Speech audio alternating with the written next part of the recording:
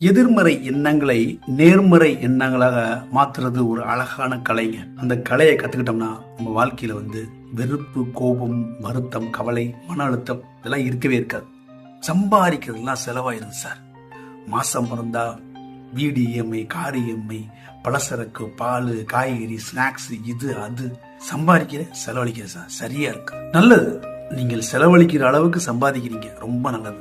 இறைவனுக்கு நன்றி சொல்லுங்க. இறைவா, நான் யார்கிட்டையும் கடன் வாங்காம என்னோட செலவெல்லாம் நான் சரி பண்ணிடுறேன் நான் அப்படின்னு இறைவனுக்கு டெய்லி நன்றி சொல்லுங்க. என்ன இந்த மனுஷன் கொரட்டை விட்டு இப்படி தூங்கிட்டு இருக்கான்? நைட்டானா நிம்மதியே இல்லை, தூக்கமே இல்லை, அப்படி கொரட்டை விடுறாரு மனுஷன்.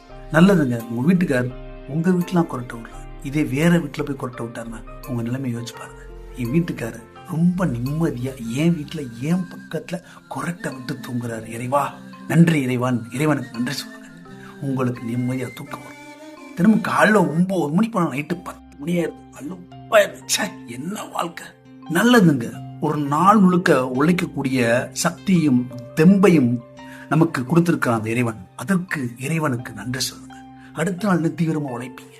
காலையில அலாரம் அடிச்சோன்னு எந்திரிச்சு, ஐயோ எந்திரிக்கணுமா இன்னைக்கு, அப்படி அலுப்பா இருக்கே, படுத்த நம்ம அப்படியே படுத்து போயிருந்துருக்கலாம். இறைவன் நம்மளை அப்படி தூக்கி இருந்துருக்கலாம். அடுத்த நாளை கொடுக்கிறார், நமக்கு போனஸா அடுத்த நாளை கொடுக்கிறார். கண் விழிச்சு உயிரோடு இருந்திருக்கிறோம். இறைவா ரொம்ப நன்றி. இந்த நாளை உற்சாகமாகவும் நல்ல திறனோடி உழைக்கிறதுக்கும் 4 பேருக்கு பயனுள்ள மாதிரி இருக்கிறதுக்கும் கொடுத்ததுக்கு மிக்க நன்றி சொல்லிட்டு எந்திரிங்க. அந்த நாள் ரொம்ப உற்சாகமாகவும் ரொம்ப ஆர்வமாக இருப்பீங்க அந்த நாளை கொண்டாடுறதுக்கு.